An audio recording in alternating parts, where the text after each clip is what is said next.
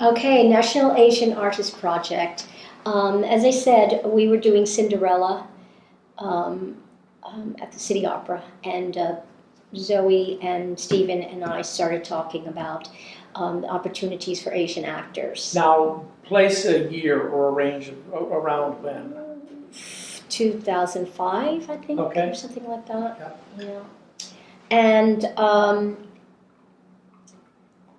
so I had been thinking about it for a long time. You know, where do the Asian actors go after the show closes? And so a lot of them leave the business. And I just remember those dancers in Flower Drum Song. I was only a kid, but I was wondering, where did they go? What did they do? They were waiting for another production of King and I, because Flower Drum Song wasn't done that often. Or they went to California, try to be in the movies.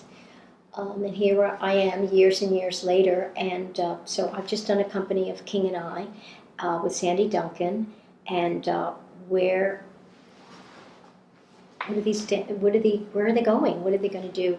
So I thought, okay, if we formed a company and we started doing musicals that they would never cast in, such as Oklahoma Carousel, Hello Dolly, Oliver, Music Man, wouldn't that be a great platform for them, for the Western world to see that, hey, we've got talent. We just need the opportunity, and stop pigeonholing us into two shows. And those two shows then were? King and I and Saigon. Saigon. Flower Drum there was a revival, but it's not really done. Pacific Overtures, so that doesn't get done that much. No, doesn't get that much, but King and I in Saigon. So, and Zoe had been in Saigon for 8 years, and Stephen had done Saigon also, and they were many, many King and I's. And so it was really, I have to say, Stephen was the one that he had the brain and the paperwork, and he got the license for us. Tell us Stephen's name again. Stephen Eng, E-N-G, yes, Stephen Eng. And because Zoe and I have the great ideas, but he said, well, let's do this. And so he got all the paperwork done, and we've got our 501c3. And in the meantime, before that, my friend Roman Terlecki had left Washington Opera, and he started a nonprofit company down in Georgia, Greensboro, Georgia. And he was bringing down all the people that he knew from the opera world, and Marvin Hamlish and all of those people, down to this community in Greensboro. It was a golf community, and they had like 6 golf courses, and around it like 100 homes, and they needed a theater. And so Roman formed this company, and he asked me to bring down a concert version of The King and I. This is before I had my company. And we thought, oh, we don't have a company yet. He says, it's fine, you just get it together. And we brought down the singers from New York. And that was really the beginning, because I thought, oh my goodness, this can really happen. We can make a difference. We can give employment. Of course, that was King and I, but, let's try. Let's just try. And so I said, I want to do Oklahoma. And so I went over to Ted Chapin, and I met with him. He said, well, why do you want to do Oklahoma? I said, well, it's a classic, and did you know that there are underground tunnels in Oklahoma City? And he said, no. I said, yes. When all the railroad was built and the mines shut down in California, they were migrating east. They're giving free land in Oklahoma. And in order for them not to go back and be deported, whatever, there are underground tunnels in Oklahoma City. So if you go to Oklahoma City now, it's very chic because they have restaurants down there and all that. But they were built by the Chinese. And I said, so of course we can do Oklahoma. As escape Yes. as escape routes? Yes, Or as, yes, yeah. So of course we can do Oklahoma. He said, got the rights. So the next year, and then we rented Well, tell us about Oklahoma, Oh. though. So, where did you do it? We did it at the Acorn Theater on 42nd Street. And it was something new because the other Asian companies, they do smaller shows, you know, and of course I think big. And That's a big show. Yes, a big show. And so I got Kevin Farrell, who had done it with John Raitt, to be the conductor, just one piano, and I directed and choreographed it. What an elating experience, because after 5 minutes they were just talented actors. You know, I was so afraid that, you know, people were gonna, oh my God, they're Asians playing this, and I'm like, we have a reason to do this. There's a reason. We can do this. We do have Asians in Oklahoma. And they were back there in you know, starting in the 1800s. Did you dive the underground tunnels into the... No, I couldn't change the Yes, script. yeah, I was not I allowed to couldn't change. think so. No, couldn't change the script. But Where the wind comes whistling down the tunnel. Certain things you can do. But I saw the Asian community just stand up with pride. Uh-huh. And they were doing something that they loved. It was different. We were not pigeonholed. And so I said, okay, next year I want to do Carousel. And then the next year we did Hello Dolly. Leroy Rims directed that for me. He had just done Carol Channing's last tour, you know, and then we did Oliver after that. And then all the children, you know, I started to tell you that after the King and I concert, Freddie Gershon and his, at that time it was Nick Manos, Chris Manos' son, the Manoses from Atlanta. They were involved in something called the Junior Theater Festival, and that is Freddie Gershon's company, which is Music Theater International. They do a cut version, which is high school version, and they do a kids version. So they cut the musicals down to an hour and then to a half hour. And they have a festival in Atlanta. And they have kids from all over who have done their shows, which is, they've got the roster, on their rosters, Annie and Cats, and they've got everything. And then they cut the book down, and all of these schools, high schools, rent them.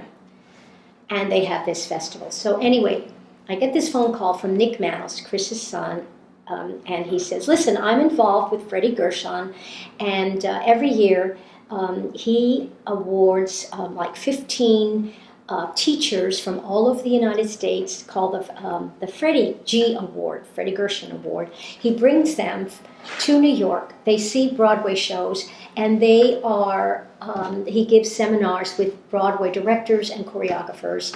I remembered you, and please come and talk to them. And I was doing a course line in Korea at the time, and I said, well, okay, I'm in Korea. He said, I won't forget you. So I get back to New York, and I get the phone call, and he said, listen, can you come down to blah, blah studios and just talk to these teachers? So I'm telling them about, you know, myself, and a lot of them are not in theater, but they have the theater programs. And so, you know, how do you set a schedule, and how do you audition? And I'm doing all of this. And Freddie is watching me, and I said, you know, and one day I would like to have, you know, even start younger. You know, I'm working with you now, and I have professionals, but I would like to start younger, because those kids that are in elementary school, they will eventually be the ones going to see shows. And so when I was finished, Freddie came to me and he said, listen, if you can find a school in Chinatown where you grew up, I will sponsor you for 2 years.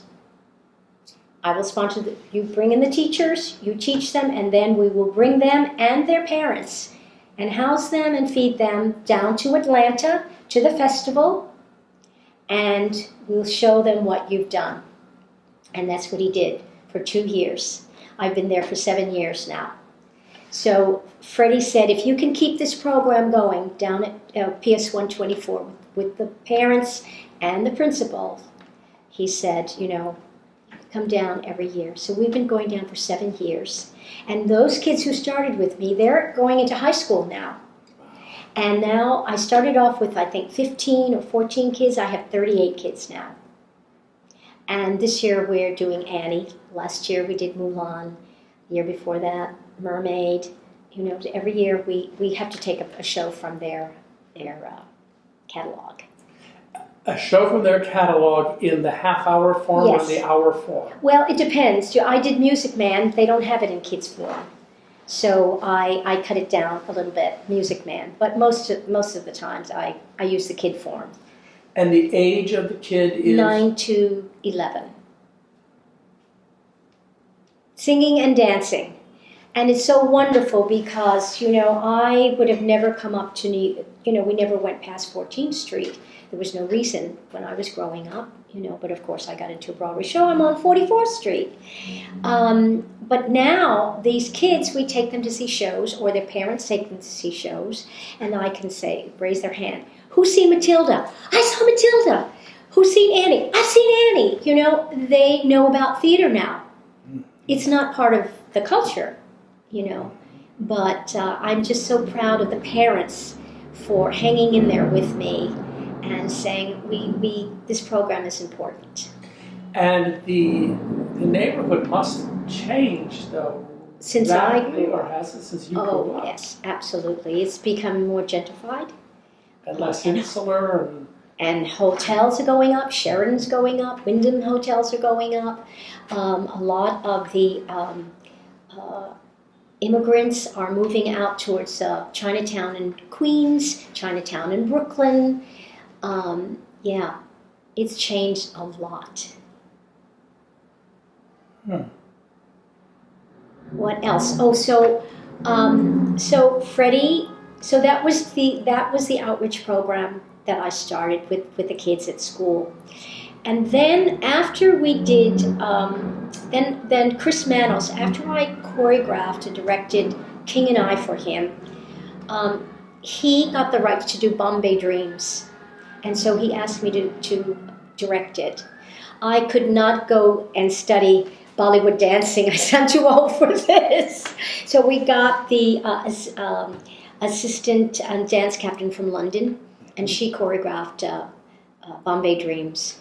And that was another wonderful experience for me. Bombay Dreams was with your company? No, or was with Chris Manos. Down in Atlanta. In Atlanta. Yeah. Uh-huh. And of course I brought my team on, and here I am working with Southeast Asians. And that was another wonderful experience because, we have King and I, and we have Miss Saigon. What shows do they have? And so here was Bombay Dreams that I was involved with, and bringing it to all around the country, which was a huge, huge success. Huge success. Mm. And so in between all of that, we started our productions, Knapp's productions of Oklahoma, Carousel, and we saw that the Asian actors, they were not singing as well, because if they weren't working, they couldn't afford singing lessons, and so the three of us decided we would start a choir. So we have the Knapp Broadway Community Choir, and they meet every Tuesday in Chinatown at the school. And this year we're doing an evening of Jerry Herman, and we've done Andrew Lloyd Webber and Cy Coleman, and You take on one composer. Yes, yeah, so that they can really learn the music, and they get to sight read. They get to But I think also we are creating a community that supports one another, because we all go out to eat, in a restaurant. We're in Chinatown, and we socialize together. So it's more than just a choir. And then How large is your choir? it's 35. That's large. Yeah, It's a big 35. group. Yeah. And so a lot of the members went off to do. They're on tour with King and I. Some of them are in Saigon on Broadway, and so I started bringing in anyone who wants to sing. So we're Rainbow now, and I think that's good. And you're still doing the musical every year? Yes. Yes. And what are you doing? Well, last year we did Honor. We with the Prospect Theater. We teamed up with them. Uh-huh. And this year we're not sure what we're going to do, but we're going to do something with Prospect again. Uh-huh. Yeah. And what is your venue now? Still the Acorn? Or? No, we've gone down the line. We've been to the Signature. We've been at Playwrights. Prospect is at the Times Square Theater. The Times building, and so we're just all around. I'm looking for a home. Like everybody's looking for a home to settle in. We also have a senior program because the parents were waiting for their kids, and so I said, listen, here's an empty room here. Why don't you come in and sing? So those kids, their kids have graduated, and so in the building is a big high-rise complex called Confucius Plaza, and they have a senior community, and so they come in and they sing pop songs, and they learn English. We're very, very, very specific about, and some of them are really improved. And this is all in Chinatown. Yes, in Chinatown. In the school? In PS 124 on 40 Division Street. Uh-huh. Yeah. And it's a public school? It's a public school. But there's people from outside, obviously, the school that are all also participating in this? Yes, Yeah. outside, yeah. But the children, after-school program, they are from the school. Uh-huh. Yeah. And I use the children and the choir in all my productions. So Oliver had 64 people in the production. And then we had a gala that Richard J. Alexander helped us fundraiser, that we rented the Skirball. And Richard J., who does Barbra Streisand and Bette Midler, he got me Kevin Stites, and we had a 17-piece orchestra. We had 150 Asian actors on the stage, and we ended the first act with Les Mis that he had done, and we got Bob Avian to do Dream Girls, and we got Bob Fosse's assistant to do the one with the bar and all the girls.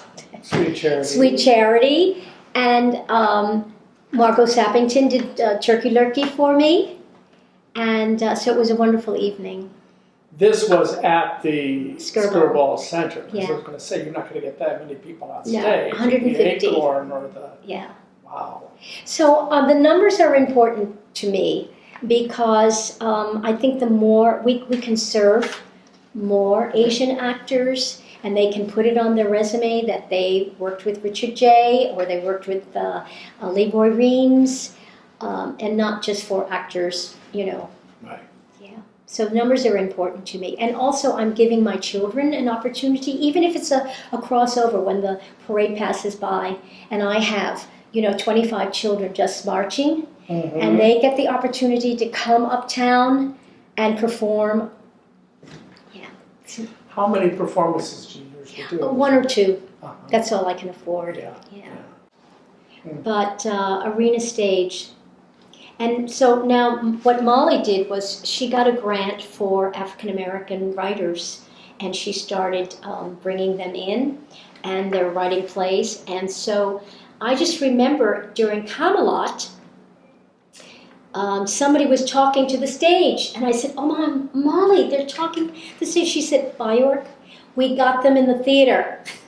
They think they're watching TV, but at least they're part of the subscription now. So they're seeing their plays, which was, Hats or Bonnets or whatever the name, and they're seeing Camelot, and they're going to see all the plays. And so, she now has the whole community involved. It's so wonderful. Yeah. And that's what I want to do with my company, get my community involved. And I bring them uptown, see their kids coming uptown, in my small way.